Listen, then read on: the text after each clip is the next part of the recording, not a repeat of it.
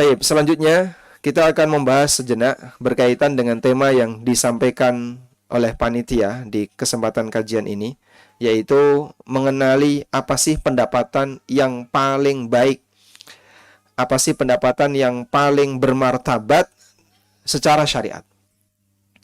Baik, sebelumnya perlu kita pahami bahwa yang namanya rizki yang halal itu tidak satu tingkatan. Rizki yang halal itu bertingkat-tingkat derajatnya. Ada rizki halal yang bermartabat, ada rizki halal yang martabatnya lebih bawah, dan ada yang tidak bermartabat. Meskipun semuanya rizki yang halal. Saya berbicara untuk ranah rizki yang dihalalkan oleh Allah, rizki yang mubah, bukan yang haram. Kalau yang haram jelas ini rizki yang khabith, yang jelek, yang tidak boleh bagi seorang muslim untuk mengambilnya. Tapi kita bicara untuk rizki yang halal, yang ternyata Nabi SAW menyebutkan bahwa sumber pendapatan yang halal itu, rizki yang halal itu tidak satu tingkatan.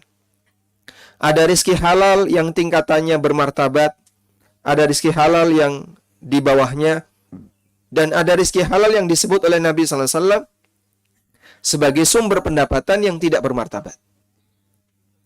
Nah, sebagai seorang muslim, tentu kita ingin memotivasi diri kita untuk membatasi diri dalam mencari harta. Kita upayakan mencari harta yang lebih bermartabat, agar kita mendapatkan pujian sebagaimana yang diberikan oleh Rasulullah Sallallahu Alaihi Wasallam. Wa talabus syaraf, dan mencari yang tertinggi termasuk di antara kemuliaan. Sebagaimana dulu para sahabat, mereka berusaha untuk melakukan itu. Umar bin Khattab radhiyallahu anhu pernah mengatakan, kunna nada'u tis'ata a'syarin minal halal makhafatan an nudrika fil haram. Kami dulu meninggalkan 9 dari 10 peluang yang halal. Ada 10 peluang, semuanya halal. Sahabat Umar berbicara untuk sesuatu yang halal. Ada 10 peluang yang semuanya halal, kami tinggalkan yang 9 dan kami ambil yang 1, makhafatan an nudrika fil haram, karena kami khawatir akan terjebak dalam sesuatu yang haram. Subhanallah. Sebab yang namanya hamba, ketika dia tidak hati-hati, maka bisa jadi dia terjerumus dalam kondisi tidak sadar. Sehingga bagi para sahabat, mencari harta itu tidak hanya sebatas yang penting halal, tapi mereka juga mencari nilai martabat. Mereka juga mencari nilai martabat. Kita kalau tidak bisa seperti sahabat, maka tirulah mereka. Illam takunu mithlahum fatashabbahu fa inna tashabbuha bil kirami falahu. Kalau kamu tidak bisa seperti sahabat, maka tirulah sahabat, karena meniru orang yang mulia adalah keberuntungan. Baik. Kemudian dalil yang lain yang menunjukkan bahwasanya rizki itu ada yang dipuji oleh Nabi SAW dan disebut sebagai rizki yang tinggi derajatnya. Ada harta yang disebut oleh Rasulullah SAW sebagai harta yang saleh. Seperti yang disebutkan dalam hadis dari sahabat Amr ibn al-As radhiyallahu anhu. Sahabat Amr ibn al-As radhiyallahu anhu, beliau masuk Islam dan kemudian diangkat oleh Nabi SAW menjadi salah satu panglima perang. Dalam peristiwa peperangan itu, beliau berhasil menang hingga membawa harta ghanimah. Lalu Nabi SAW memberikan harta ghanimah itu kepada sahabat Amr ibn al-As sebagai panglima. Namun Masya Allah, apa yang terjadi? Beliau menolaknya. Ya Rasulullah, ma dakhaltu ilal Islam lihada. Ya Rasulullah, aku masuk Islam bukan karena tujuan untuk ini, untuk mencari harta. Namun aku masuk Islam agar aku bisa mendapatkan ridha dari Allah Subhanahu wa taala. Namun Nabi SAW tetap memberikan motivasi kepada Amr ibn al-As dan beliau mengatakan, khudh ya Amr, ni'mal malus salih ma'ar rajulis salih. Ambillah wahai Amr, karena sebaik-baik harta adalah harta yang saleh dibawa oleh orang yang saleh. Baru kali ini kita bisa melihat ya, ada orang yang dipuji oleh Allah orangnya dan berikut hartanya. Orangnya disebut orang saleh dan hartanya disebut sebagai harta yang saleh, karena dia adalah harta yang bermartabat. Tayyib. Sebaliknya, ada harta halal tapi kurang bermartabat. Derajatnya di bawah itu. Sehingga ini memberikan peringatan bagi kaum muslimin, kamu jangan jadikan ini sebagai sumber pendapatan. Sebagaimana yang ditunjukkan oleh Nabi Shallallahu Alaihi Wasallam dalam hadis riwayat Muslim. Nabi Shallallahu Alaihi Wasallam menyebutkan, wa ujratul hajjam khabith. Upah tukang bekam adalah harta yang khabith. Khabith dalam kalimat ini, dalam hadis ini, maknanya bukan sesuatu yang haram. Namun khabith dalam hadis ini maknanya adalah sesuatu yang tercela. Sesuatu yang tidak bermartabat. Karena ada istilah khabith yang maknanya haram, ada istilah khabith yang maknanya tidak sampai derajat haram. Contoh istilah khabith yang sampai derajat haram adalah firman Allah Subhanahu wa taala ketika Allah menjelaskan sifat nabinya sallallahu alaihi wasallam di surat Al-A'raf ayat 157. Allah Subhanahu wa taala berfirman, orang mukmin yang sejatinya adalah alladzina yattabi'una ar-rasulan nabiyyal ummiyah alladzi yajidunahu maktuban 'indahum fit Taurati wal Injil ya'muruhum bil ma'ruf wa yanhahum 'anil munkar wa yuhillu lahumut thayyibat wa yuharrimu 'alaihimul khaba'ith. Orang mukmin yang sebenarnya adalah orang yang mengikuti sang Rasul, yang beliau juga seorang nabi, yang ummi, yang mereka jumpai kriteria nabi ini maktuban tertulis indahum fit Taurat wal Injil, dalam Taurat dan Injil yang dipegang oleh ahli kitab. Sifat beliau adalah ya'muruhum bil ma'ruf. Beliau itu memerintahkan yang ma'ruf wa yanhahum 'anil munkar, dan mencegah dari yang mungkar. Wa yuhillu lahumut thayyibat. Beliau menghalalkan apa yang thayyib, wa yuharrimu 'alaihimul khaba'ith, dan beliau mengharamkan yang khabith. Sehingga al-khabith dalam ayat ini maknanya apa? Sesuatu yang haram. Al-khabith dalam ayat ini maknanya sesuatu yang haram. Tayyib. Coba yang ngantuk angkat tangan. Nggak ada yang angkat tangan berarti nggak ada yang ngantuk ya. Baik. Tapi meripate merah kelihatan. Insyaallah. Iya, karena Anda ketika bermain capek, dipakai tidur, dipaksa tidur nggak bisa. Tidurnya nanti pas kajian. Insyaallah. Wallahu a'lam. Makanya ini diperlama aja, Pak, biar kesempatan mereka beristirahat lebih panjang. Ini coba kalau antum balik ke tenda, terus tidur, nggak bisa tidur ya? Nggak bisa tidur. Tapi kalau di forum kajian, merem dia. Masya Allah. Makanya kajiannya diperpanjang, didongengi sing dawa gitu ya. Memberi kesempatan bagi mereka untuk istirahat. Setuju, Pak? Gimana? Ini kajian boleh bawa bantal nggak? Kalau boleh saya sampaikan ke panitia, biar bantalnya diantar ke sini. Baik, coba buka mushafnya. Kita akan mengambil pelajaran dari firman Allah di surat Al-A'raf. Kalau ada yang dipegang, insya Allah nggak ngantuk ya. Sudah? Al-A'raf ayat 157. Sudah ketemu? Al-A'raf ayat 157. Al-A'raf surat nomor berapa? Ayat 157. Surat berapa?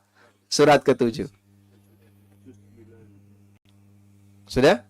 Baik. Nabi Muhammad sallallahu alaihi wasallam, Anda percaya enggak disebutkan dalam Taurat dan Injil? Bapak sudah pernah baca Taurat?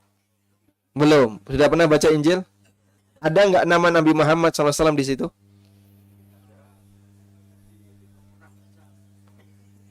Belum pernah baca, belum pernah baca berarti belum tahu. Berarti kalau saya katakan, apakah cerita tentang Nabi Muhammad sallallahu alaihi wasallam ada pada Taurat dan Injil? Ada. Dari mana Anda tahu? Al-Qur'an yang bicara. Meskipun kita tidak pernah membaca Taurat dan Injil, maka sampaikan kepada mereka, saya yakin Nabi Muhammad sallallahu alaihi wasallam Allah sebutkan dalam Taurat dan Injil. Meskipun kita tidak pernah membaca Taurat, nggak pernah membaca Injil. Begitu ya. Tayyib. Dan Allah katakan beliau itu maktuban indahum fit Taurati wal Injil. Tertulis dalam Taurat dan Injil yang mereka miliki, bukan yang dimiliki oleh kaum muslimin. Untuk menepis dugaan atau menepis adanya sangkaan bahwasanya kaum muslimin memalsu Taurat dan Injil, lalu menyisipkan nama Nabi Muhammad SAW di situ. Tidak pernah kita melakukannya. Kita menghargai kitab suci, sehingga kitab suci apapun kaum muslimin tidak pernah coba-coba untuk memalsukannya. Coba, ada nggak kaum muslimin yang dalam sejarah berusaha untuk memalsukan isi Injil? Nyisipkan satu ayat atau ngubah hum jadi hu gitu. Ada Pak? Tidak pernah. Dalam sejarah kita tidak pernah. Tapi kalau ada orang Nasrani di beberapa negara yang lain nambah-nambahkan ayat dalam Al-Quran, ada Pak? Banyak. Kita tidak pernah menyikapi kitab suci dengan pelanggaran seperti ini. Sehingga kalau ada banyak sekali atraksi, mereka membuka Al-Quran, lalu mereka sobek surat Al-Fatihah, atau mereka sobek yang di situ ada ayat yang berbicara masalah jihad, Al-Quran mereka sobek, lalu mereka bakar. Kaum muslimin tidak pernah melakukan pembalasan terhadap Taurat dan Injil. Karena kita adalah umat yang beradab, yang menghargai kitab yang turun dari Allah Subhanahu wa taala. Dan Taurat dan Injil termasuk kitab yang turun dari Allah. Subhanallah. Makanya Allah Subhanahu wa taala tegaskan di sini sifat Nabi Muhammad sallallahu alaihi wasallam, yajidunahu maktuban indahum fit Taurat. Mereka jumpai, mereka ini siapa? Yahudi dan Nasrani. Yahudi dan Nasrani jumpai kisah itu tertulis dalam Taurat dan Injil yang ada pada diri mereka. Sehingga mereka tahu itu. Maka Allah Subhanahu wa taala di ayat yang lain menyebutkan ya'rifunahu kama ya'rifuna abna'ahum. Mereka mengenali Nabi Muhammad sallallahu alaihi wasallam sebagaimana mereka mengenali anak mereka sendiri. Saya mau tanya, Bapak Ibu ya. Bapak Ibu mengenali anak Bapak Ibu dengan mengenali Nabi Muhammad SAW, lebih kenal yang mana? Lebih mengenali anak. Yahudi dan Nasrani itu kata Allah seperti. Mereka mengenali Nabi Muhammad SAW seperti kama ya'rifuna abna'ahum, seperti mereka mengenali anaknya sendiri. Masa kaum muslimin kalah? Kita sebagai umat Muhammad SAW seharusnya kita lebih mengenali beliau daripada yang bukan umat beliau sallallahu alaihi wasallam. Makanya kalau kita tidak kenal Nabi Muhammad sallallahu alaihi wasallam itu aneh. Yahudi dan Nasrani itu disebut oleh Allah ya'rifunahu kama ya'rifuna abna'ahum. Mereka mengenali Nabi Muhammad sallallahu alaihi wasallam sebagaimana mereka mengenali anaknya. Berarti kalau Bapak Ibu seharusnya idealnya mengenali Nabi Muhammad sallallahu alaihi wasallam melebihi orang Yahudi dan Nasrani mengenali Rasulullah sallallahu alaihi wasallam. Kira-kira upaya apa yang bisa kita lakukan untuk mengenali Nabi kita, Pak? Upayanya apa, Pak? Ikuti sunnah. Terus apa lagi? Apa lagi, Pak? Membaca sirah. Terus apa lagi? Apa lagi, Pak? Ada buku yang disebut oleh para ulama sebagai buku Syama'il. Jadi buku yang berkaitan dengan Rasulullah Sallallahu Alaihi Wasallam itu kan ada banyak ragam. Ada yang bentuknya sirah. Sirah ini menceritakan tentang perjalanan hidup Rasulullah Sallallahu Alaihi Wasallam secara global. Dan ada buku khusus yang menyebutkan tentang khasais, keistimewaan Nabi Sallallahu Alaihi Wasallam, yang dikenal dengan buku Al-Khasais. Kemudian ada buku yang berbicara khusus memperkenalkan ciri fisik Nabi SAW yang disebut dengan buku Asy-Syama'il. Dan ada buku yang khusus membahas peperangan-peperangan di zaman Nabi SAW yang disebut dengan Al-Maghazi. 4 buku ini semuanya adalah buku khusus. Jadi ranahnya ranah khusus. Ada buku fikih, ada buku tafsir, itu ranah khusus ya. Aliran-aliran khusus. 4 buku ini semuanya fokus membahas Rasulullah SAW. Ada Al-Maghazi, ada Asy-Syama'il, ada Al-Khasa'is, dan ada Sirah Nabawi. Yang paling terkenal memang Sirah. Nah, mungkin kami sarankan teman-teman perlu membuka buku Asy-Syama'il, karena buku Asy-Syama'il itu menceritakan tentang ciri fisik Nabi Sallallahu Alaihi Wasallam sebagai bukti cinta kita kepada Rasulullah SAW, sehingga kita berupaya untuk mengenali beliau. Sebagaimana ketika antum lagi jatuh cinta ya, yang dilakukan apa? Kepo, mencari tahu orang yang menjadi objek yang dicintai, sehingga dia berusaha untuk mengenali. Karena kita adalah orang yang mencintai Nabi SAW, maka kita berusaha untuk mengenali Rasulullah Sallallahu Alaihi Wasallam. Baik, ini beloknya terlalu jauh. Sekarang kita balik lagi. Tayyib, dalam ayat ini Allah Subhanahu wa taala menyebut salah satu di antara sifat Nabi SAW adalah wa yuharrimu alaihim al-khaba'ith. Beliau mengharamkan al-khaba'ith. Sehingga makna al-khaba'ith di sini ayatnya artinya apa? Sesuatu yang haram. Kemudian ada al-khaba'ith yang maknanya tidak sampai derajat haram. Allah Subhanahu wa taala berfirman, wala tayammamul khabitha, ada di Al-Baqarah ayat 2. Usia itu kalau nggak karyawan, pengusaha. Cuma itu tok ya. Ada nggak yang lain? Yang bukan pengusaha dan bukan karyawan? Makelar. Makelar itu apa? Ya calo ya. Makelar itu apa? Jual jasa ya. Berarti dia karyawan. Contoh yang lain ada? Ada nggak sumber pendapatan selain bisnis, selain pengusaha atau karyawan? Tidak ada. Cuman dua ini. Sehingga Nabi SAW memberikan gambaran yang sangat luas. Sumber pendapatan yang paling thayyib, yang paling baik adalah sumber pendapatan intinya didapatkan oleh seseorang dari hasilnya sendiri, bukan menggantungkan orang lain, bukan minta orang lain, bukan mengharapkan dari orang lain. Itulah harta yang bermartabat. Sehingga secara umum harta itu didapatkan oleh hamba, oleh manusia dari dua arah. Pertama, sumber kerja dia sendiri. Yang kedua adalah dari apa, Pak? Pemberian orang lain. Nah, kerja dia itu ada dua. Ada yang dari hasil bisnis, yang kedua adalah dari hasil kerja. Tayyib. Dan Nabi SAW memberikan motivasi, kalau kamu pengen harta yang bermartabat, maka kejar bagian yang itu menunjukkan kemandirian kamu, sehingga tidak terlalu menggantungkan diri kepada orang lain, tidak mengharapkan bantuan orang lain.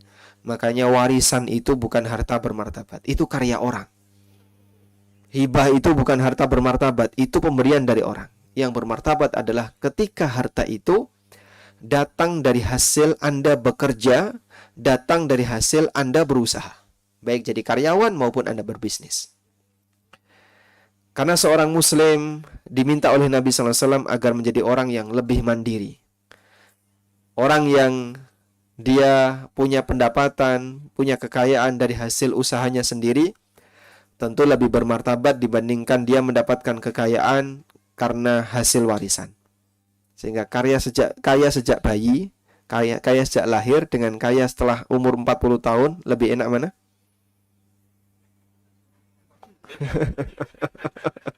Mau milih berat ini. Dari lahir sampai umur 40 dia melarat ya. Mulai dapat penghasilan di usia 40 ke atas. Tayyib. Kemudian para ulama berbeda pendapat. Dari sekian banyak sumber pendapatan manusia itu, apa sih sumber pendapatan yang paling tinggi derajatnya? Dari sekian banyak manusia, apa sumber pendapatan yang paling tinggi derajatnya? Nah, dalam hal ini para ulama berbeda pendapat.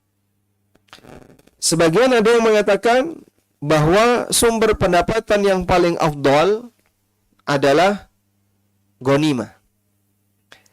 Ghanimah, apa ghanimah, Pak? Harta rampasan perang. Kenapa disebut sebagai yang paling afdal? Sebab ghanimah itu didapatkan melalui amal yang besar. Amal ibadah yang luar biasa, yaitu jihad. Dan itulah harta yang disediakan oleh Allah untuk nabinya sallallahu alaihi wasallam. Sebagaimana yang disebutkan dalam sebuah hadis, wa ju'ila rizqi tahta dhilli rumhi. Dijadikan hartaku itu, rizkiku, di bawah bayang-bayang tombakku. Maka kalau orang bertanya, Pak, berdagang itu apakah sunnah Nabi SAW? Jawabannya bukan. Kok bisa, Pak? Karena Nabi SAW berdagang itu sebelum beliau jadi Nabi. Dan yang disebut dan dipuji oleh Nabi SAW dalam karya para Nabi itu bukan dagang, tapi mengembalakan kambing. Ma min nabiyyin illa huwa ra'il ghanam. Tidak ada satupun Nabi kecuali dia pernah menjadi penggembala kambing. Sehingga itu yang disebutkan oleh Rasulullah SAW, karena hampir semua Nabi pernah jadi penggembala kambing. Termasuk Nabi kita Muhammad SAW. Beliau pernah menjadi penggembala kambing. Tapi itu sebagai pendidikan yang diberikan oleh Allah. Sebab mengembalakan kambing itu salah satu di antara faktor yang bisa melatih orang untuk tawadhu. Faktor yang bisa melatih orang untuk tawadhu. Mengendalikan binatang, karena nanti dia akan disiapkan oleh Allah Subhanahu wa taala untuk menjadi pemimpin bagi umatnya. Tayyib. Sehingga para nabi masa silam juga melakukan yang sama. Yang Allah sebutkan dalam Al-Qur'an siapa? Nabi Musa alaihi salatu wassalam. Nabi Musa alaihi salatu wassalam, beliau pernah mengembalakan kambing. Tayyib. Kemudian setelah beliau diutus jadi nabi, maka sumber pendapatan beliau itu bukan berasal dari berdagang. Karena Nabi SAW tidak berdagang setelah jadi nabi. Lalu apa yang beliau lakukan? Yang dilakukan oleh Rasulullah SAW setelah jadi nabi, beliau dicukupi oleh keluarganya, dan ya, salah satu di antara harta yang disediakan oleh Allah untuk beliau adalah ghanimah, yang merupakan hasil yang didapatkan dari proses jihad. Wa ju'ila rizqi tahta dhilli rumhi. Rizkiku dijadikan oleh Allah di bawah bayang-bayang tombakku. Maka jangan punya anggapan miring ya tentang ghanimah. Sampai sebagian ulama mengatakan ini adalah pendapatan yang terbaik.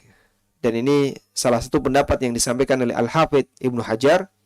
Sebab harta ini disediakan oleh Allah Subhanahu wa taala untuk nabinya sallallahu alaihi wasallam. Kemudian ada juga pendapat bahwa sumber pendapatan yang terbaik, sumber penghasilan yang terbaik adalah bertani. Kenapa Pak kok disebut terbaik? Ini merupakan pendapat An-Nawawi. Afdaluha, qala An-Nawawi afdaluha zira'ah. An-Nawawi mengatakan bahwa yang paling afdal adalah bertani. Dan ini juga pendapat yang dimiliki oleh Al-Mawardi, salah satu ulama Syafi'iyah. Dengan alasan bahwa bertani itu lebih dekat kepada tawakal. Orang nandur ya. Kemudian setelah itu dia tawakal kepada Allah. Ya sudah, kita tawakal. Nanti ketika tumbuh dia tawakal. Ketika besar dia tawakal, meskipun belum ada hasil. Sebab siapa yang menumbuhkan itu?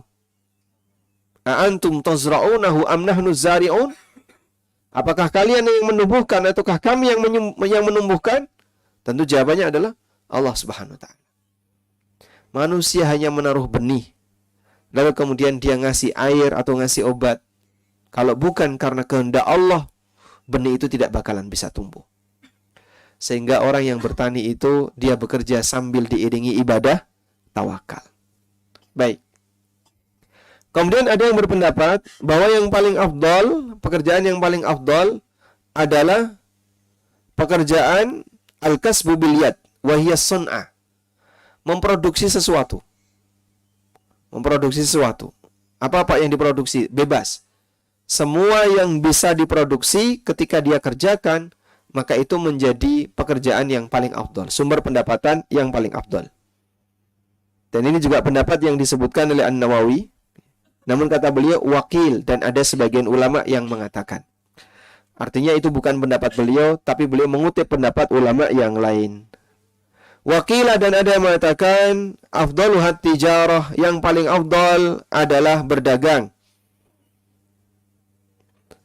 Sebagaimana ini juga disebutkan oleh An-Nawawi ketika beliau menjelaskan pekerjaan yang paling afdal.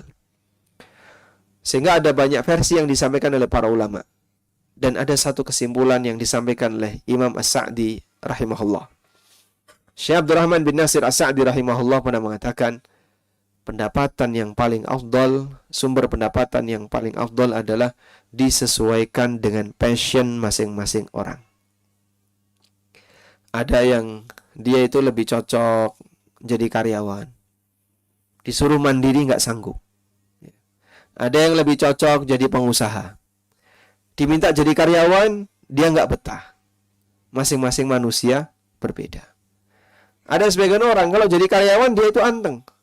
Pak, daripada saya pusing mikir ini, udahlah jadi karyawan, datang pulang, tiap bulan terjamin dapat gaji.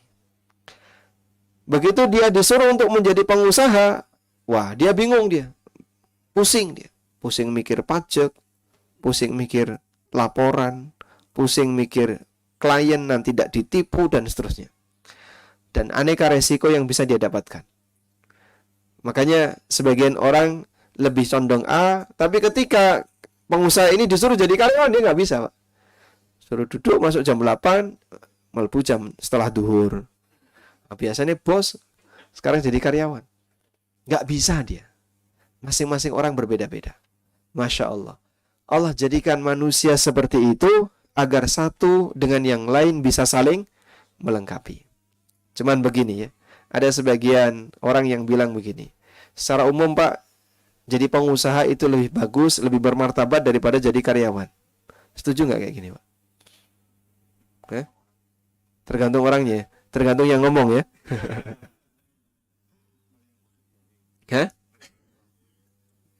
Tergantung pelakunya. Ya ada yang bilang gini ya.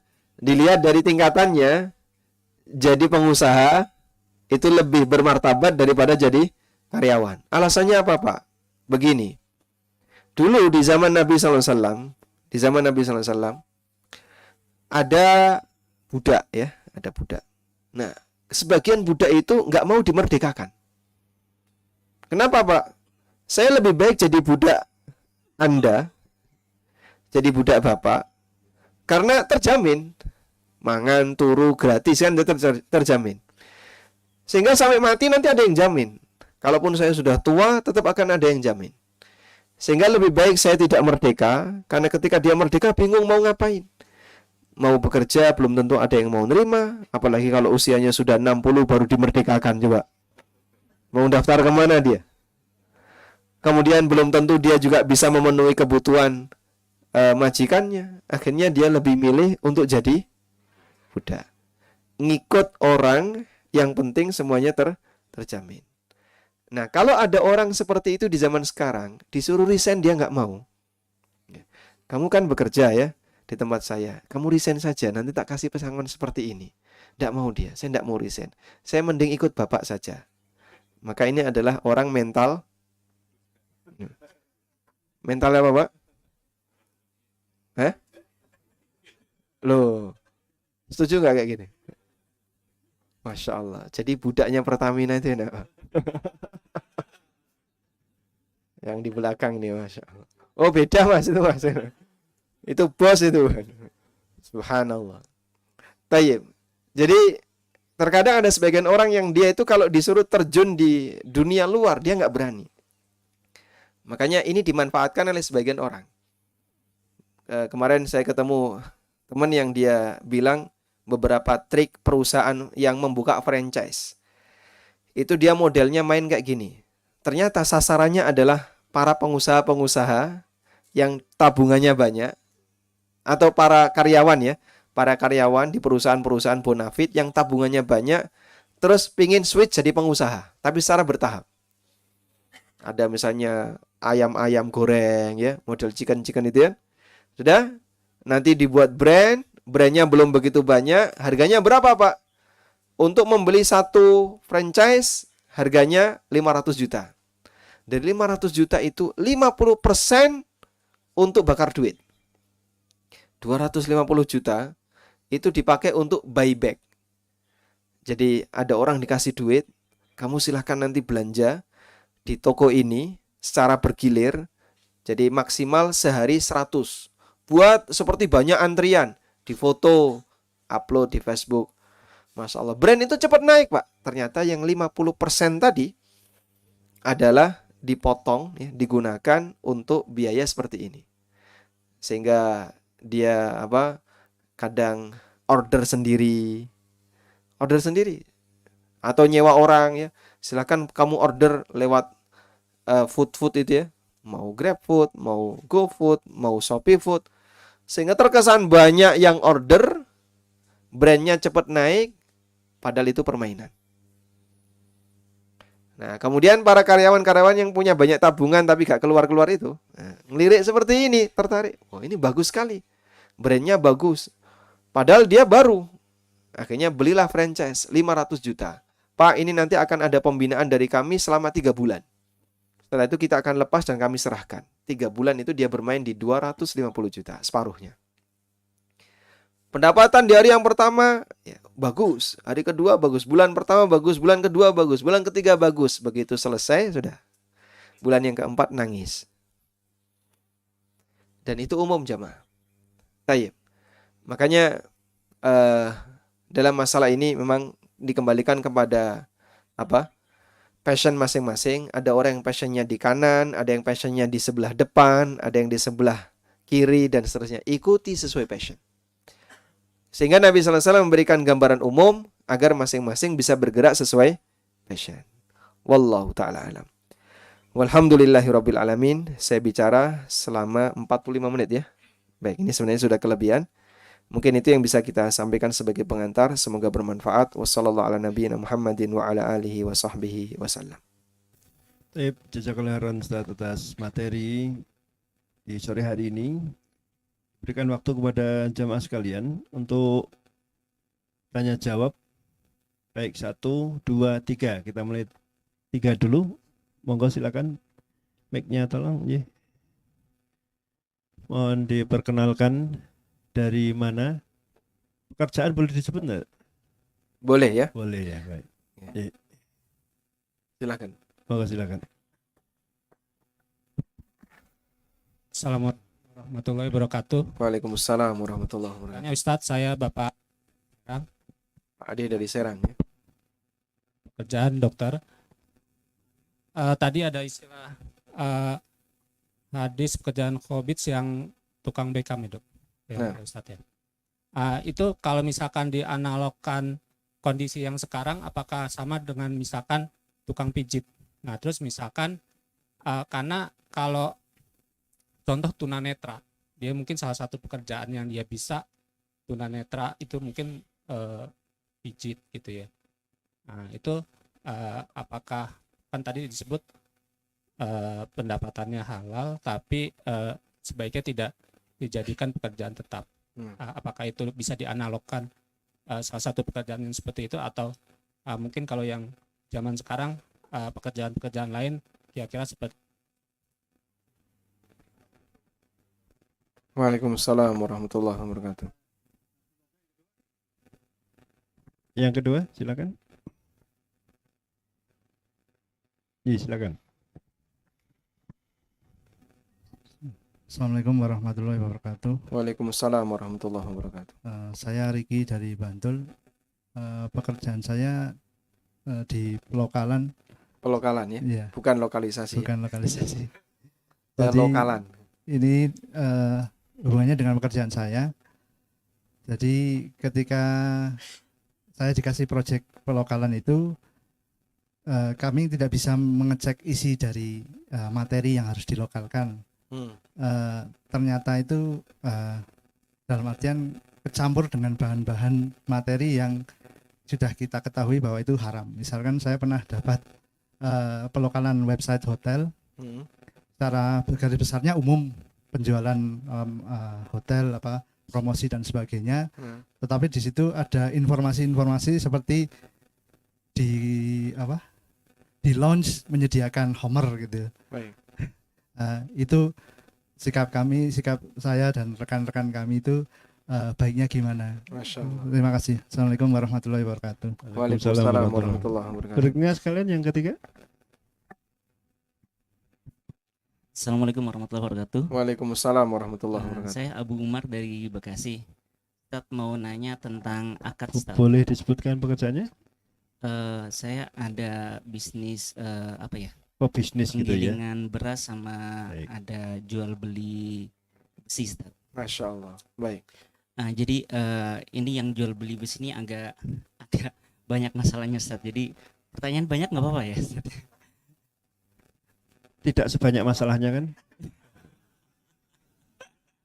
Tidak. Dua dulu ya, dua dulu. Oke. Baik, silakan. Jadi yang pertama Ustadz, jadi di besi ini ada banyak akadnya, kita agak bingung Ustadz ya. Yang pertama Ustadz, yang pertama kita ada tawaran seperti ini Ustadz. Jadi ada suatu orang punya SPK di perusahaan, itu harus deposit. Nah dia tidak ada dananya, saya suruh invest gitu Ustadz. Misalnya seperti ini Ustadz. Dia karyawan perusahaan. Bukan, dia pebisnis juga. Oh, dia Dia pebisnis besi juga sama. Nah, di sini dia minta dana ke kita itu nilainya harus jelas atau gimana, Ustaz? boleh nggak Bapak disebutin? Oke. Jadi dia minta dana ke kita sebesar 6 miliar. Nanti itu akan selama 20 bulan harus akan dikembalikan sama dia secara bertahap. Ya. Jadi 6 miliar itu akan dicicil selama sebulannya itu 300 juta Ustaz, kayak gitu. Dan selama transaksinya berlangsung itu kira-kira sebulannya itu ada sekitar 500 tonan transaksi yang akan dilakukan kita, yang dia janjikan seperti itu. Berarti dia ngambil barang dulu, Mm. totalnya senilai 6M tadi ya? Itu hanya untuk deposit mati saja Ustaz. Dia setor deposit 6 miliar. Deposit, jadi itu Belum ditaruh sebagai syarat bahwa dia bisa ambil SPK itu Ustaz. Oke. Jadi itu tidak buat transaksional. Oh gitu. Iya. Baik. Lalu setelah itu dia menjalankan pembelian dengan dana dia sendiri. Jadi dia hanya butuh depositnya aja, dia tidak ada. Deposit yang menyediakan Bapak? Iya, Baik, kita dia disuruh pinjam. Baik. betul seperti itu. Lalu nanti selama setiap bulan dia akan transfer itu 300 juta Ustaz. Pengambilannya sampai 20 bulan sampai selesai. Lalu selama transaksi itu berjalan, misalnya 1 bulan ada 500 ton. Nah, kita dikasih pembagian apa namanya ya? Istilahnya bagi hasil lah ya, senilai 1.200 rupiah per kilonya. Seperti itu Ustaz. Dia belanjanya dari mana? Dia belanjanya dari perusahaan penghasil. Oh, bukan dari Bapak ya? Bukan. Oh. Jadi dalam pengeluaran penghasil lalu dikirim ke peluburan. Nah, nanti peluburannya itu atas nama apa namanya? Atas nama dia atau nama saya juga bisa Ustaz, seperti itu. Nah, ini diperbolehkan atau tidak Ustaz? Dan karena saya juga belum ada dananya segitu, jadi saya cari-cari orang Ustaz. Jadi ada yang pengen invest misalnya 3M, ada 3M. Dan nanti karena kita ada margin 1.200 itu, kita kasih bagi hasilnya dia 600 rupiah Ustaz. Tapi kan itu gimana ya, itu kan fix gitu ya. Tidak ada risiko rugi atau bagaimana, tapi ya kira-kira modelnya seperti itu Ustaz. Baik, jadi total dana itu hanya dipakai untuk deposit ya? Betul. Untuk pengambilan barang itu? Itu pakai dananya beliau yang Deposit tadi? Bukan, yang punya SPK itu Ustaz, gitu Oh, ya. berarti double dana ya? Double dana. Nanti setelah selesai project, deposit dikembalikan? Deposit dikembalikan. Ya dicicil selama sebulan itu bayar 6 miliar 300 300. sampai Deposit itu selesai. ditaruh mana sih? Depositnya ditaruh di perusahaan penghasilnya itu Ustaz. Penghasil limbahnya itu Ustaz. Deposit, paham Mbak? Deposit ditaruh di perusahaan Penghasil limbahnya. pembeli atau penjual? Penjual. Penjual, berarti itu sekaligus untuk pembayaran? Enggak, hanya untuk jaminan saja Ustaz. Jaminan ya? Jaminan bahwa Kemudian ini bisa beli. nanti dia ngambil bahan baku, bayar lagi. bayar lagi. Betul. Setelah selesai project, deposit ini baru dikembalikan. Dikembalikan. dibayar Jaminannya Nah, jaminannya Dicicil. dikembalikan. dicicil. Tapi Enggak, sebenarnya kalau dari si ibu itu yang punya SPK itu, kalau proyeknya selesai, depositnya itu sebenarnya diambil. Cuma karena dia butuh dananya ke kita, dia ada itikat setiap bulan itu mengembalikan 6M-nya itu Ustaz. 300 juta, 300 Ini juta. memang itu. betul-betul bermasalah ini memang. Iya, betul. Makanya Sampai saya jelaskan saja susah. makanya saya tanya di sini Ustaz. siap, siap. Cukup sampai di sini dulu. Nanti tidak saya lupa ya. Karena saya harus tadi mengingat pertanyaan pertama dan yang kedua. Baik, iya. Baik. Tapi yang ini simple satu boleh. Nanti Ustaz? lagi, nanti lagi ya. Oh, nanti lagi, Baik. siap. Mic-nya jangan digadaikan, Pak. Siap. Baik, silakan dari Pak Ade di Serang Ustaz. Tayyib, jadi tentang masalah apa? Pijat, apakah ini diperbolehkan? Ada fatwa yang disampaikan oleh Syekh Dr. Khalid Al-Muslih. Ini beliau adalah menantunya Syekh Utsaimin rahimahullah. Dan Syekh Dr. Khalid Al-Muslih ini termasuk salah satu rujukan kami ya dalam kajian tentang fikih muamalah. Tentang masalah pijit, beliau menyebutkan at-tadlik yang qasimu ila qismain. Pijit itu dibagi menjadi dua. Yang pertama, tadlik ilaji. Pijit yang tujuannya untuk pengobatan. Misalnya ada rekomendasi dari dokter atau dia adalah ahli dalam bidang pengobatan tertentu, limu'alajati dha'fin fil adalat au ghairi dzalika minal aghrad, untuk mengobati urat-urat yang sakit atau tulang-tulang yang perlu dirapikan dan seterusnya. Hukumnya boleh. Fahadzan nau' jaizun li'annahu min jumlatid dawa alladhi al-aslu fihi al-ibaha. Jenis pijit semacam ini hukumnya boleh, karena ini termasuk di antara bentuk pengobatan yang hukum asalnya adalah mubah. Lakin, akan tetapi, yajibu hifdzul aurat minan nazar wal lamsi illa ma tad'u ilaihi al-haja. Wajib untuk menjaga aurat dan sentuhan di daerah-daerah yang tidak boleh disentuh, kecuali jika mendesak untuk dibutuhkan. Sehingga misalnya mijit paha ya tetap ditutup ya. Mijit kemudian perut misalnya, perut boleh dipijit enggak boleh, punggung ya. Punggung ya nanti tidak boleh melebihi di bawah pusar. Karena itu bagian dari aurat. Sehingga kalau di bawah pusar ditutup tapi boleh dipijit. Misalnya bagian pantat dipijit, silahkan. Yang penting dengan menutup aurat, dan jika dibutuhkan untuk pemijatan di daerah-daerah vital atau daerah-daerah aurat, maka harus tetap tertutup. Dan itu pun dengan pertimbangan karena butuh. Nabi SAW mengingatkan, ikhfad aurataka illa min zaujatika au ma malakat yaminuk. Jaga auratmu, jangan sampai kelihatan oleh siapapun, jangan sampai tersentuh oleh siapapun, kecuali istrimu atau budak perempuan kamu. Faqala lahur rajul, maka ada orang yang bertanya, ar-rajulu yakunu ma'ar-rajul, kalau sama-sama lelaki gimana? Boleh nggak mandi bareng? Faqala Nabi SAW, ini stata'ta alla yurinaha ahadun faf'al. Kalau kamu bisa, jangan sampai ada seorang pun yang melihat auratmu, faf'al, lakukanlah. Maka meskipun dalam satu kamar sama laki-laki, auratnya tidak boleh saling ditampakkan. Tayyib. Ini salah satu aturan yang diberikan oleh Nabi Sallallahu Alaihi Wasallam. Selanjutnya, pijit yang kedua. Al-qismu tsani, pijit jenis yang kedua. Tadlik tansyiti. Wa huwa ma yaf'aluhu ba'dun nas li ajli tansyitil jismi awit tamattu bidzalika min ghairi hajatin. Fahadzal qismu idza lam yusahibhu kashful awrati wala massuha walaysa fihi itharatun lil gharaiz aw istinhadul lisyahwa fa huwa jaiz wa yajuzu akhdhul ujrah. Yang kedua adalah pijit namun tujuannya untuk relaksasi. Seperti yang dilakukan oleh sebagian orang untuk relaksasi badan atau sebatas untuk tamattu. Tamattu ini kalau saya terjemahkan bebas ya menikmati. Sehingga sebatas untuk relaksasi.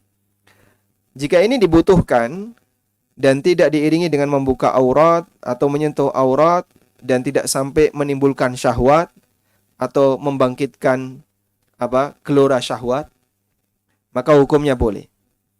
Lakinil ladzi ansahu bihil istighna 'anit taqlid al-yadawi bitadlik al-ali alladzi yakunu biwasitatil ajhiza likaunihi ab'adu 'ani syubhah fima yata'allaqu bikashfil aurat. Namun saya sarankan kalau untuk pijit relaksasi yang biasanya kan dibuka bajunya ya.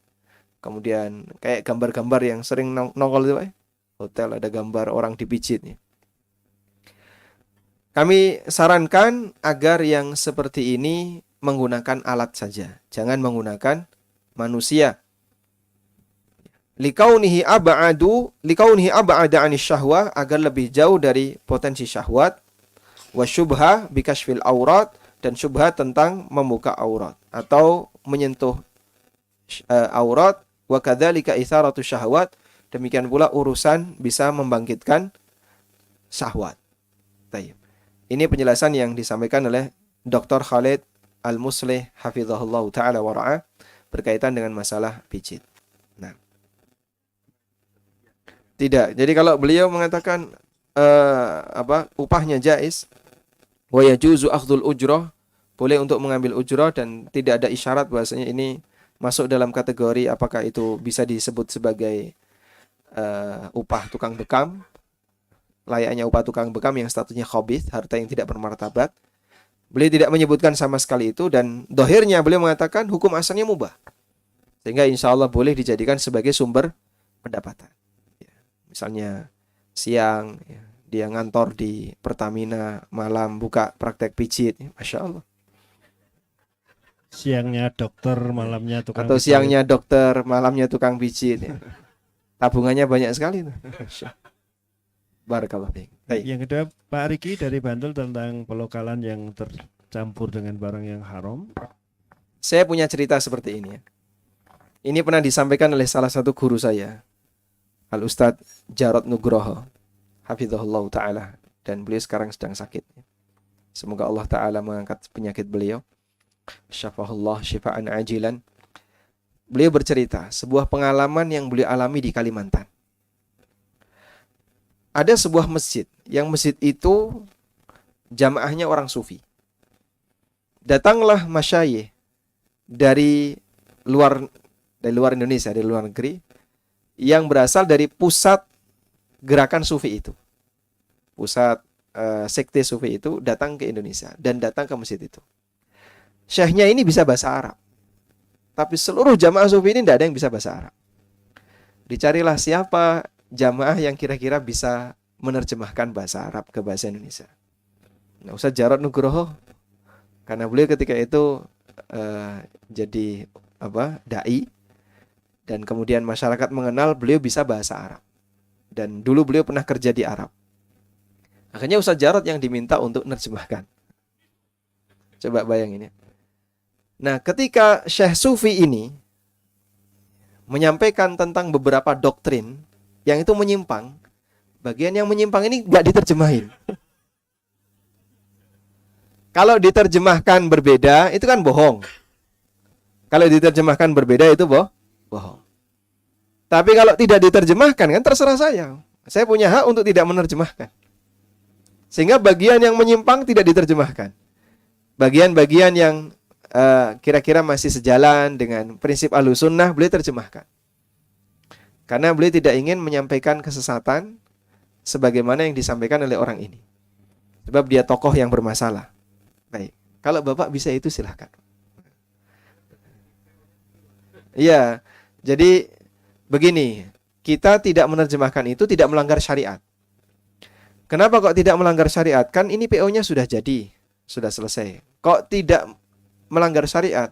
Li'anna idhna syari', karena izin syariat itu muqaddamun ala idhnin nas. Sebab izin syariah itu lebih didahulukan daripada izin manusia. Hukum syariat lebih tinggi daripada hukum manusia. Sehingga kita tidak boleh menampilkan itu, sebab nanti jadinya ta'awun alal ismi wal udwan, turut mengiklankan materi yang isinya maksiat. Sehingga mungkin nanti Anda cukup sebutkan dalam proses pelokalan itu, dari bahasa asal ke bahasa Indonesia Anda terjemahkan, misalnya di kafe disediakan minuman yang misalnya yang aneka warna atau aneka rasa ya, dengan aneka efek yang berbeda. Nah iya toh, kopi sama teh kan beda ya, antara pahit dengan kecut sama nggak efeknya Pak? Orang kecut kan mukanya kayak gimana kalau kecutan Pak? Baik, insya Allah kalau sebatas kalimat itu, pelokalan itu nerjemahnya harus letterlek nggak? Harus tekstual.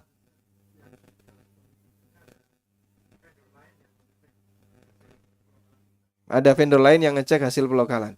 Nah, kok kemudian vendor yang ngedit itu ngubah, itu terserah dia. Bapak tidak menaruh kalimat itu, tapi kok kemudian ada vendor lain yang ngubah, kemudian dia naruh kalimat itu, terserah dia. Wallahu a'lam. Baik. Ketiga, Ustaz. Baik, yang ketiga, saya ini perlu diskusi ya, kayak Ustadz Eh, Irwandi kalau tolong ada adanya tanya. Mikrofon masih ada, Pak? Siap masih Ustaz. Baik. Jadi ada berapa pihak di situ, Pak? Pertama ada pihak penghasil besinya, penghasil limbahnya, Penghasil limbah limbah A. A. Mm-mm. Lalu ada si B ini Si B. yang punya SPK untuk mengambil limbahnya ini, Ustaz. Baik, Mengambil besinya ini, Ustaz. baik. Nah, lalu ada pihak C itu adalah Penampung. penampungnya. Baik. Lalu D adalah fundingnya.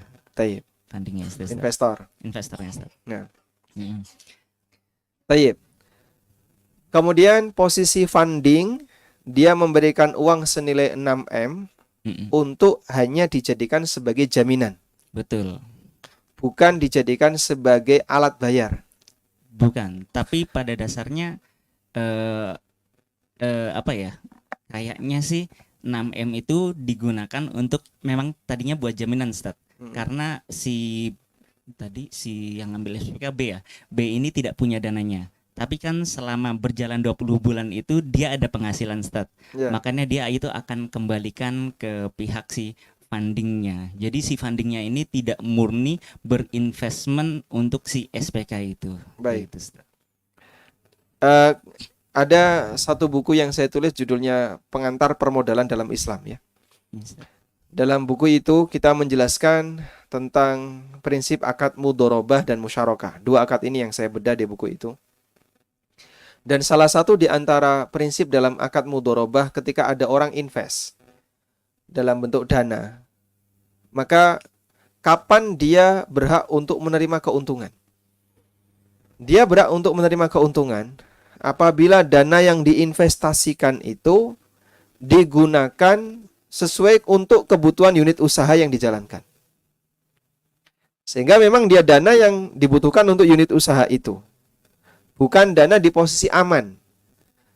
Digunakan untuk unit usaha itu berarti dia berpotensi mengalami kegagalan. Misalnya rugi atau apa, berpotensi mengalami kegagalan. Begitu ya. Nah, itulah baru kemudian dana ini nanti ketika berkembang, investornya berhak untuk mendapatkan bagi hasil. Tapi kalau dana ini diberikan oleh pihak funding, lalu hanya sebatas jadi jaminan, sudah? Kemudian nanti di posisi jaminan ini kan aman ya. Nanti akan tetap dikembalikan utuh senilai 6M oleh A sebagai penghasil limbah.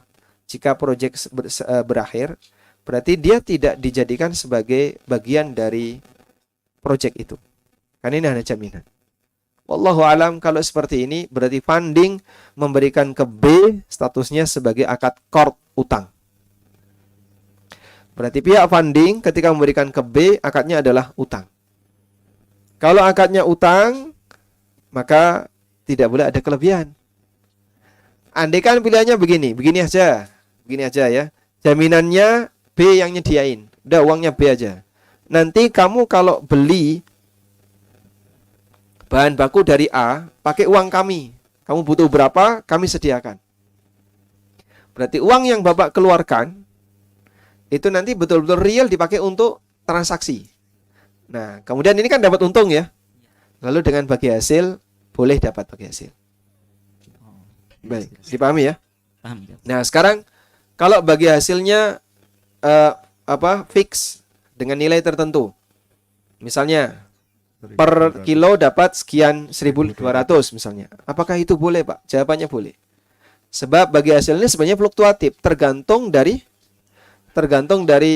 ketersediaan bahan baku. Kalau lagi banyak, maka bagi hasilnya banyak.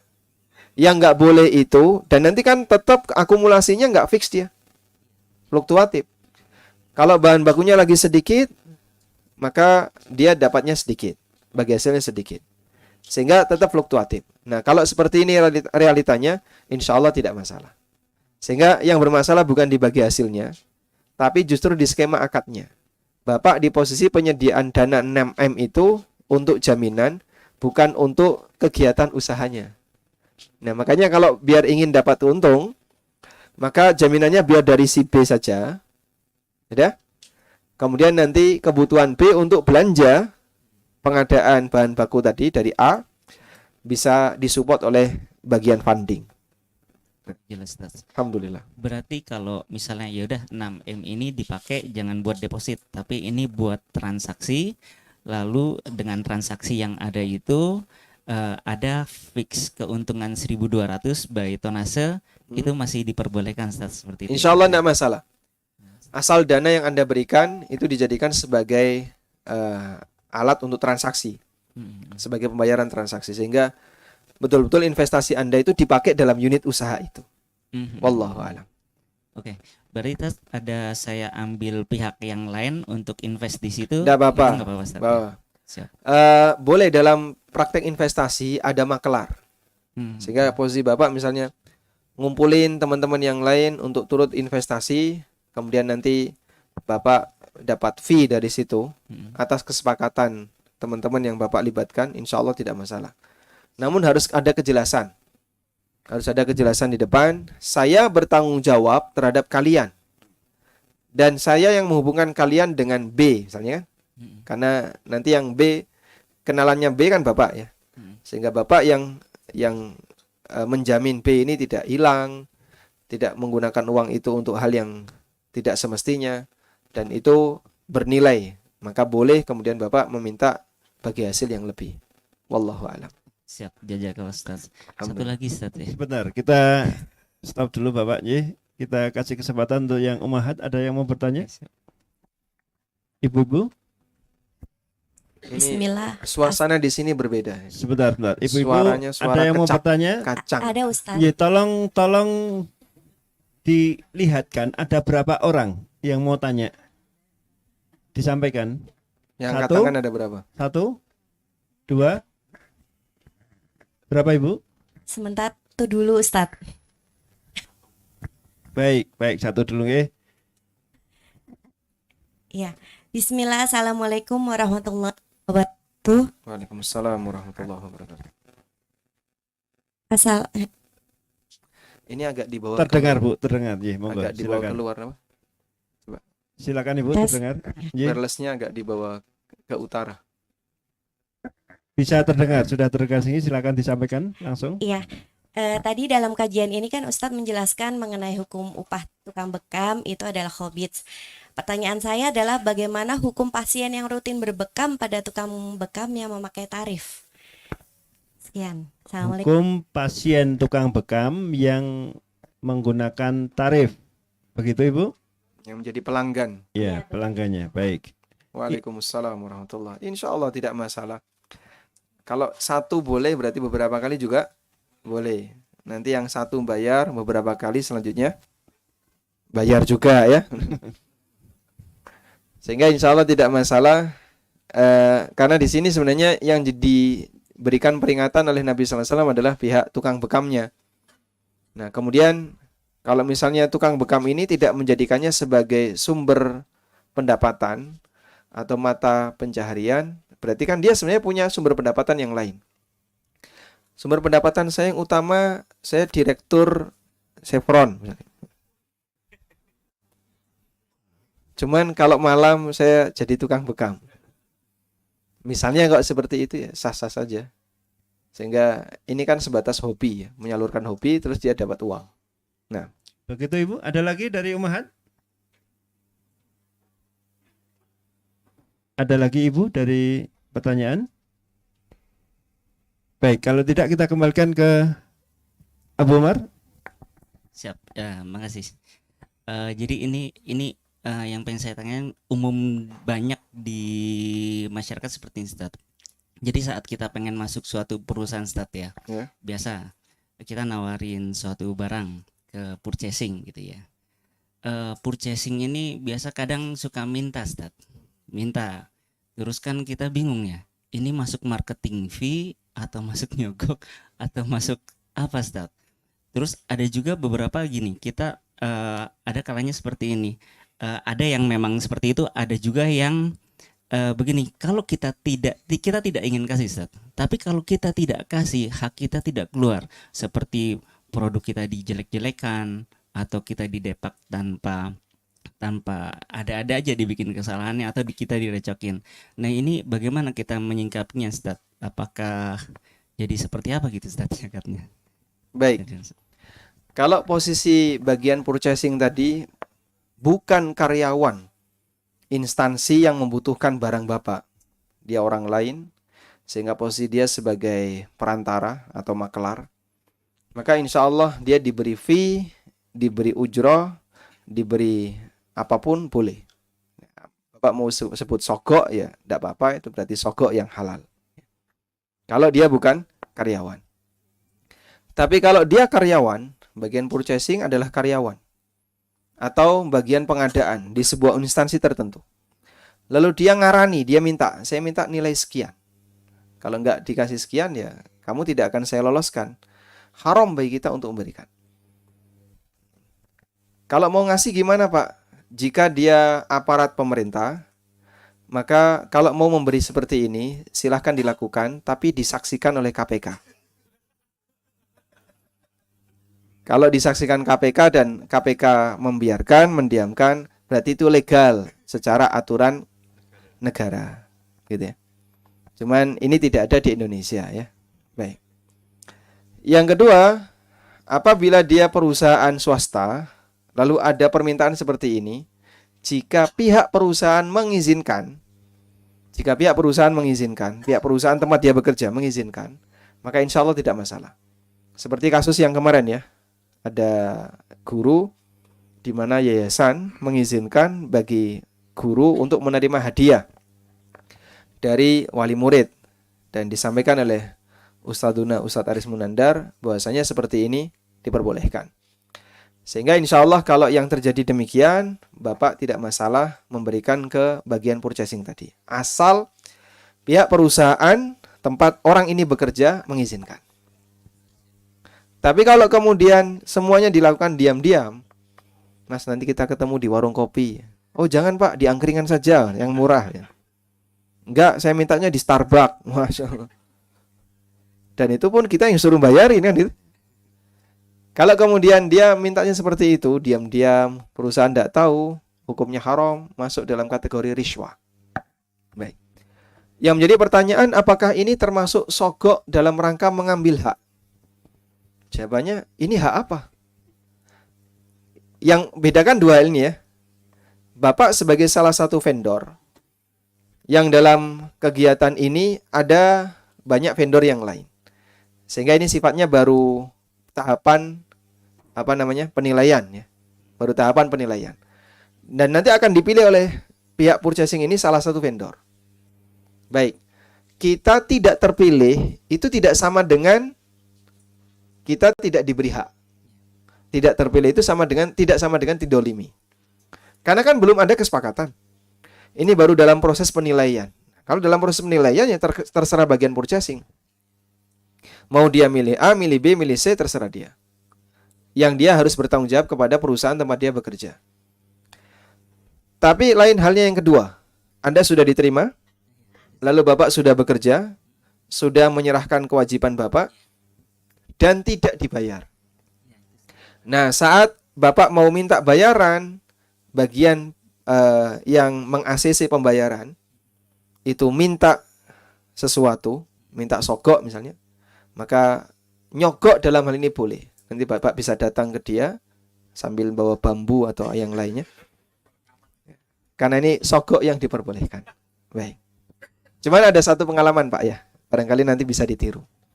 Beliau ini Masya Allah ya, berkali-kali berhadapan dengan itu, tapi Alhamdulillah Allah Subhanahu Wa Taala selalu selamatkan dan gak pernah sepeser pun ngasih sogok. Karena kan ini di dua bagian yang berbeda.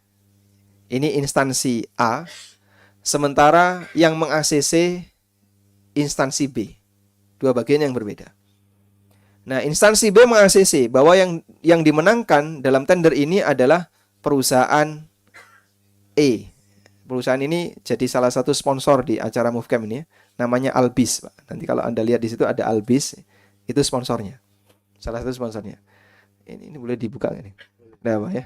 Termasuk terima kasih Ustaz. Bermasuk, terima kasih ya. Jadi Albis diterima sebagai vendor yang meng-ACC instansi A bekerja di instansi B. Ya? Sehingga instansi B nggak bisa bermain. Awalnya dia minta, nanti kalau Bapak mau berhasil, saya dikasih berapa. Albis diam aja. Beliau itu diam aja. Nggak menjanjikan apapun. Karena yang berhak meng-ACC kan A. Dan ini nggak bisa mengintervensi. B tidak bisa mengintervensi A. Sampai akhirnya A memenangkan Albis ini. Ya. Lalu kemudian dia mengerjakan, selesai melakukan tugas. Dia tanda tangan berita acara serah terima. Beliau selalu punya prinsip, kalau mau ketemu kepala divisi untuk tanda tangan berita acara serah terima bahwa pekerjaan sudah selesai, beliau selalu mengambil kesempatan di kantornya ramai orang. Selalu itu, Pak. Sehingga waktu beliau datang kok sepi, cuman beliau dengan sekretaris pribadi pulang gitu, nggak jadi. Nanti janjian lagi kapan? Hari ini ya. Hari ini kan satu hari itu kan kadang rame, kadang sepi ya. Pas rame masuk beliau, Pak, tolong tanda tangan, Pak. Mau apa dia coba? Mau minta di situ gimana? Itu nyesek itu kepala divisi. Nah, dia mau minta nggak bisa. Padahal WA-WA-an tuh udah lama itu. Nanti tolong sediakan ini ya Mas, ini. Tapi didiamin aja. Gampang gitu kan. Begitu minta tanda tangan berita acara serah terima, ada dicari pas rame. Pas rame datang, sodorin. Mohon tanda tangan. Kami ini sudah beres semua. Alhamdulillah, berkali-kali berhasil. Dia kalau nggak ada tanda tangan kan disaksikan banyak orang. Kalau tanda tangan kok nggak ada sesuatu, mau minta nggak berani, tidak tanda tangan dicurigai yang lain kan? Kenapa nggak tanda tangan? Akhirnya tanda tangan, Pak. Berita acara bebas dari yang namanya sogok. Berkali-kali seperti itu dan berhasil beliau. Sampai pernah terjadi ini, Pak. Antara kepala divisi dengan kepala kantor, ya, itu saling bersih tegang. Kepala kantor nggak pernah dikasih, kepala divisi nggak pernah dikasih, saling curiga. Jangan-jangan yang dikasih ini. Nah, yang ini juga curiga ke atas, jangan-jangan yang dikasih itu. Mereka itu saling bersih tegang sampai kata beliau selama 3 tahun. Sampai akhirnya ketahuan, ternyata sama-sama nggak dikasih, beliau langsung disentil, udah keluar. Nggak boleh lagi tender di sini. Subhanallah. Dan itulah wajah masyarakat kita. Makanya kita menerbitkan buku dengan judul Fikih ASN dan Karyawan. Salah satu motivasinya adalah saking seringnya saya dengar kayak gitu, Pak. Dan setiap kali saya dengar, baik dari Albis, dari Az-Zahra yang juga jadi sponsor dalam acara Movecamp ANB ini, berkali-kali saya dengar kayak gitu juga dari teman-teman yang lain, Masya Allah. Sampai kapan kita akan seperti ini? Dan sampai kapan kita akan berubah? Dan saya berharap semoga buku Fikih ASN ini bisa menjadi salah satu sumbangan bagi kita untuk kaum muslimin agar bisa mengubah situasi seperti ini. Nah, kemarin sempat dibedah dikasih solusi itu. Ya kurang lebih nyinggung masalah itu. Wallahu a'lam. Sebentar, ini bagi yang pengen ngerti Ya. ownernya Albis itu bisa lihat di video pendek ANB, judulnya Proyek. Itu ada video sketsa tentang apa yang dialami oleh pemilik Albis. Nanti semuanya buka ya, biar ratingnya naik. Az-Zahra juga sama. Oh ya, ada di situ juga Azhara ya. Ini bukan karena pengen dapat ilmu ning rating. Silakan Abu Umar, Ustaz, jadi kalau dikaitkan sama materi yang tadi Ustaz, soal harta yang bermartabat dan tidak. Nah. Ini kan sebenarnya jadi di lain sisi kan kok gini banget gitu, kok ngenemang banget gitu ya Ustaz, ya, gitu. Kok gimana? Kok gini banget gitu ya. Itu sebenarnya kasusnya adalah kita udah existing tapi saat kita sudah berjalan di dalamnya direcokin terus Ustaz. Jadi kita udah jadi vendor existing gitu ya. Jadi kita tiap bulan kita harus kasih terus. Bapak sudah diterima jadi vendor. Sudah Ustaz. Nah, terus kan kaitannya sama tadi Ustaz. Ini baiknya kayak tadi Ustaz ceritakan dari 10 yang halal itu sahabat meniadakan 9, hanya menyisakan 1. Nah, ini sikap kita bagaimana Ustaz? Apakah saya lepaskan aja supaya hati lebih tentram dan tidak masuk ke dalam yang syubhat atau apa Ustaz, takutnya terpleset juga, atau bagaimana harus bersikapnya seperti itu Ustaz? Jazakallah khair Ustaz. Atau harus nunggu ada 10 dulu Ustaz. Nunggu 10 Ya, dulu ya. yang 9 bisa dilepas tapi satu masih tetap ada Ustaz. Masya Allah. Insya Allah yang lain ada sih Ustaz. Jadi ini adalah sebagian aja gitu Ustaz, istilah seperti itu Ustaz. Ada berapa tender sekarang, Pak? Ya alhamdulillah Ustaz. Tayyib. Kalau Bapak merasa bahwasanya dengan cara ini setiap hari kita harus bermaksiat, dan itu dosa besar, Pak. Sebab yang nanggung maksiat sepertinya nang dosa ini tidak hanya yang menerima, termasuk yang memberi. Ar-rashi wal murtashi finnar. Yang nyogok dan yang disogok dua-duanya di neraka. La'natullah 'ala ar-rashi wal murtashi. Allah melaknat yang nyogok dan yang disogok. Jadi dua-duanya kena. Makanya jika seperti itu setiap hari yang kita lakukan atau setiap saat kita lakukan, gimana kita bisa selamat? Padahal kita menghendaki harta yang bermartabat, harta yang bersih. Ada salah satu juga karyawan yang tanya ke saya bekerja di perusahaannya perusahaan halal, manufaktur yang halal.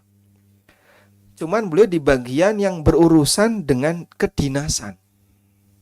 Berurusan dengan dinas maksudnya. Namanya dinas kan dalam kurung dinas, Pak ya. Sehingga tertutup kurungnya. Saya tidak perlu banyak bertanya. Kamu seperti ini berapa kali dalam sebulan? Ya, kalau hubungannya banyak dinas ya banyak uang amplop yang dikasihkan. Andaikan kamu di bagian bengkelnya, produksinya, bagian apa, gajimu halal. Tapi kalau di bagian ini, terlepas dari pemiliknya belum ngaji. Dia sudah kenal sunnah, dia sudah belajar, ngerti masalah halal haram. Tapi dia di bagian itu, saya sarankan pindah bagian. Perusahaanmu perusahaan yang halal, pendapatannya halal, insya Allah gaji karyawan halal. Tapi kamu berada di posisi yang mengerjakan maksiatnya perusahaan. Kalau setiap hari harus kayak gitu, hampir setiap pekan datang ke dinas A, dinas B, dinas C, dinas D. Selalu seperti itu, muter terus. Mas, golek liyane, Mas. Sakno, Mas, awake, Mas. Kasihan ya. Kasihani diri Bapak sendiri yang setiap hari harus berhadapan dengan perbuatan maksiat di kanan, maksiat di kiri. Masih banyak insya Allah yang lainnya. Sehingga minta sungguh-sungguh kalau bisa saya tidak berada di bagian itu. Sebab dia masuk dalam kategori ta'awun alal itsmi wal udwan. Maka sebagaimana riba, yang makan dan yang memberi makan sama-sama dilaknat oleh Rasulullah sallallahu alaihi wasallam. Sebagaimana dalam hadis Jabir, la'na Rasulullah sallallahu alaihi wasallam ala akilir riba wa mukilahu. Rasulullah sallallahu alaihi wasallam la'na Rasulullah sallallahu alaihi wasallam akilir riba wa mukilah. Rasulullah sallallahu alaihi wasallam melaknat yang makan riba dan yang memberi makan riba. Yang makan berarti yang menerima, yang memberi berarti yang ngasih bunga. Sama-sama dilaknat karena mereka kerjasama dalam maksiat. Nah, kita sampai jam 5 ya. Sudah ya, kita cukupkan. Cukup, Atau ya. masih ada satu yang gantung daripada nanti nggak bisa tidur. Satu saja satunya yang paling depan. nanti kasih setelah maghrib apa? Setelah maghrib. Setelah maghrib istirahat karena menuju nanti di Ba'da Isya baru ada. Makanya ini disuguhkan kacang untuk ganjel. Oh, gitu. Karena nanti makannya setelah Isya. Makanya setelah Isya ganjel dulu aja. Makanya ganjel dulu Tas. Ganjel kacang ya sak kulite kudune.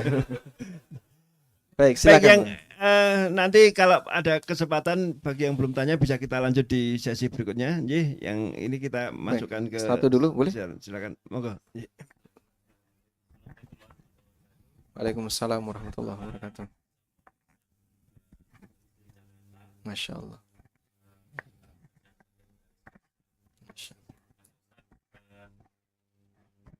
Ya, izin bertanya Ustadz.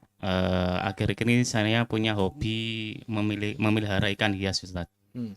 Lah iseng-iseng dilala saya posting iklan kok laku gitu Ustadz. Nah, gimana hukumnya kalau menjual ikan hias tapi bukan ikan konsumsi gitu Ustadz?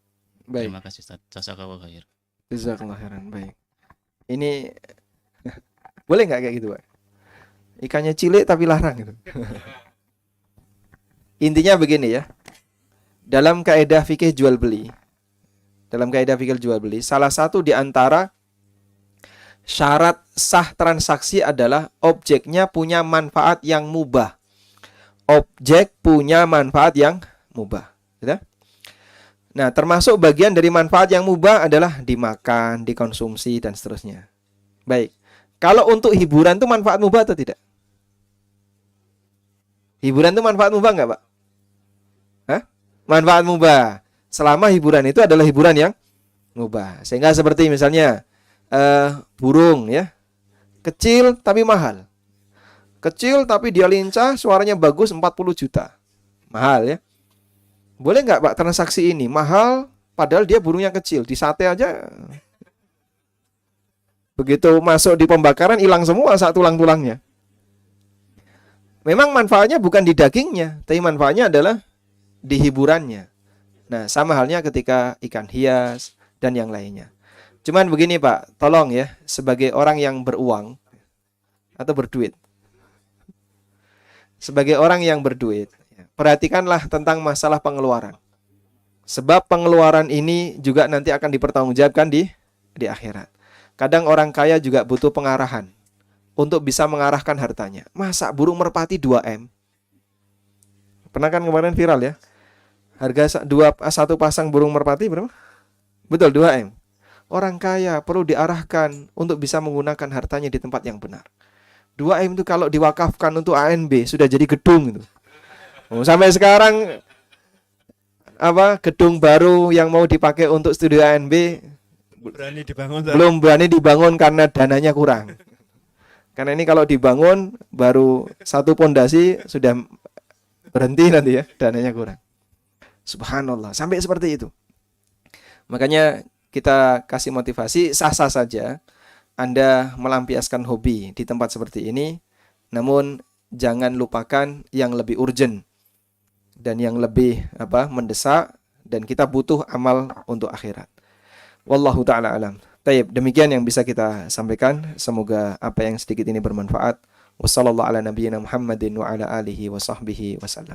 Jazakallahu khairan Ustaz atas kajiannya. Mohon untuk tidak beranjak dulu karena ternyata ada perubahan dari panitia tentang jadwal kita di malam hari ini. Yang pertama, jamaah sekalian peserta Muhkem diharap untuk tetap di sini karena di dekat kita sudah ada durian. Di dekat kita sudah ada durian, baik untuk bapak-bapak maupun ibu-ibu. Jadi makan duriannya di sini. Kemudian nanti sholat maghrib di sini. Ya, yo pisan-pisan kan gitu tuh Pak. Parfumnya durian. Kemudian sholat maghrib di sini. Setelah itu ba'da sholat maghrib kita karena tadi panitia lihatnya kok terasa kurang ganjel pakai kacang, maka langsung makan kambing guling sudah disediakan di pendopo. Jadi langsung di sana ada kambing guling sudah siap. Tapi karena makanya sore ini sebelum maghrib dipenuhi durian dulu biar nggak terlalu banyak makan kambingnya gitu ya. Ini strategi Pak itu. Baik, setelah itu sampai dengan Isya. Tapi nanti makan kambing gulingnya didahului dengan nasihat dari Ustadz Ami agar jangan terlalu banyak makan maksudnya.